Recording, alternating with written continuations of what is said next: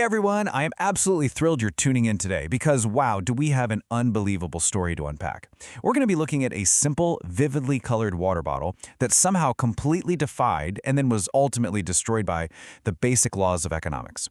It's a crazy story of incredible viral fame, intense human psychology, and market forces that you simply can't ignore.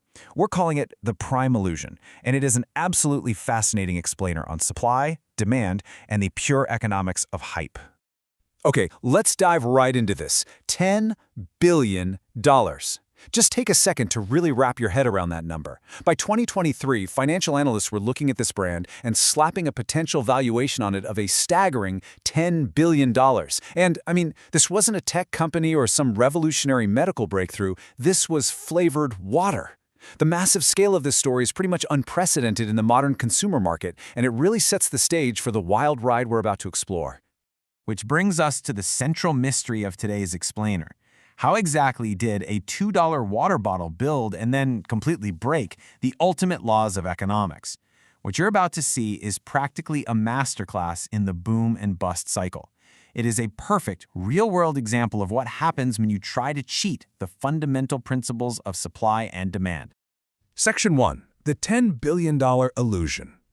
So, let's rewind a bit to 2022. This was the year the world witnessed what was arguably the most aggressive product launch in internet history. You had YouTube rivals Logan Paul and KSI leveraging their combined 100 million followers to launch Prime Hydration. And the real-world effects? Completely chaotic.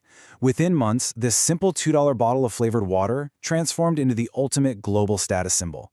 In the UK and the US, teenagers were literally rioting in supermarket aisles, physically fighting over the very last bottles on the shelves. You had parents driving for hours across town, sometimes even crossing state lines, just to find a single bottle in stock for their kids. The viral frenzy was moving at an absolute breakneck pace. Now, what's really interesting about this is the sheer distortion of value happening. You've got a product with a standard retail price of just $2, right? But because the hype was so massive, a literal black market emerged. Single bottles of Prime were being resold by independent scalpers for $50 to $100 each. This perfectly highlights how intense consumer demand completely warped the actual value of the product. It looked utterly unstoppable on the surface, but underneath it was kind of like a ticking time bomb. Section 2. The demand curve and artificial scarcity. So how exactly did Logan Paul and KSI pull off this massive valuation? Well, the secret sure wasn't the taste of the drink. It was a very calculated manipulation of the demand curve right from day one.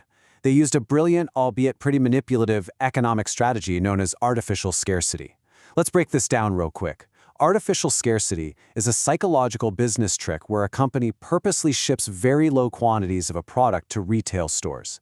They deliberately keep the supply low to artificially inflate its perceived value and demand. So Logan Paul and KSI were hyping the drink non-stop to their 100 million followers, but they were purposely starving the retail shelves. They successfully hacked early consumer psychology. And human psychology is surprisingly simple when it comes to this stuff. When our brain perceives that something is rare, it just automatically assumes it must be highly valuable. For kids in school, just holding a bottle of Prime became a massive flex. It completely transcended being a beverage. It became a coveted ticket to being the cool kid in the cafeteria. Section 3. Market shock and the caffeine scandal. Now, the downfall started the exact moment the viral internet hype crashed into harsh reality. Once everyday consumers actually managed to get their hands on it and taste it, the reviews were, well, pretty mediocre.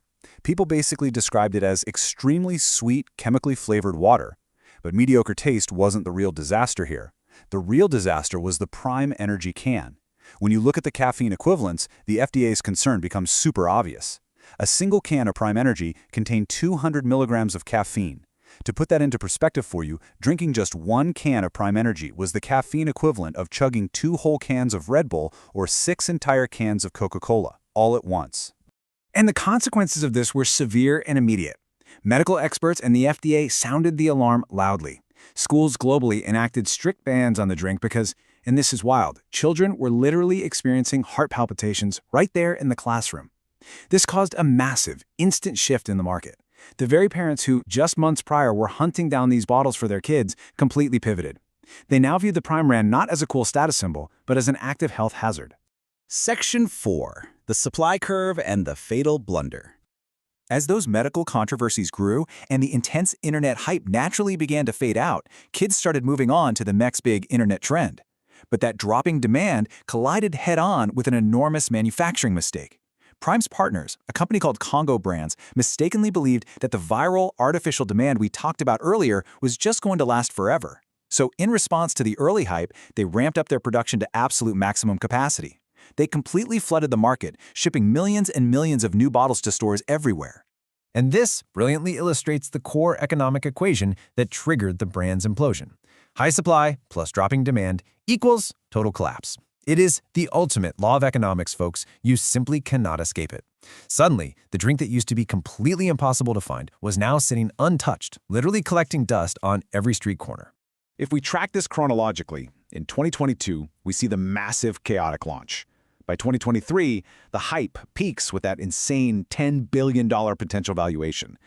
But cut to the present day, and because the product has a shelf life and was expiring, major retail chains went into a complete panic.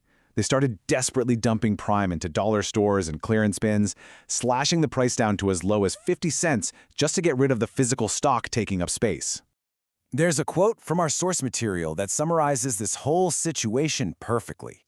You can't be a status symbol if you're being sold in a trash bin for pennies. The premium status of the brand just vanished in an instant. The artificial scarcity was gone, the hype was gone, and the perceived value was completely destroyed by the massive oversupply. Section 5. The ultimate economic lesson. So the crucial point is, why does this specific case study matter so much to the modern creator economy? And what should we all take away from this boom and bust? Well, it proves that influence is not a sustainable business model. A massive social media following like Logan and KSI's 100 million fans can easily guarantee you a highly successful day-one launch. Hype can absolutely make people buy a product once, but it cannot guarantee long-term business survival. To actually survive, you need the fundamentals, and Prime completely failed to build these three critical elements. Step 1. Genuine long-term value. The taste was mediocre, so people didn't come back for more. Step 2. Product safety. The caffeine scandal completely ruined parental trust. And step 3. A sustainable supply chain. They flooded the market and crashed their own perceived value. Logan Paul and KSI built the ultimate viral hype machine, for sure. But without these 3 steps, consumers will never return, which means they failed to build a real, lasting business. It's just a fascinating look at how basic economics always wins in the end. And it leaves us with a really compelling thought to ponder today. If raw internet hype, tens of millions of followers, and artificial scarcity still cannot beat the fundamental laws of supply and demand, what massive internet brand is going to collapse next? Keep your eyes on the market because the laws of economics are always watching. Thank you so much for joining me for this explainer, and I will catch you on the next one.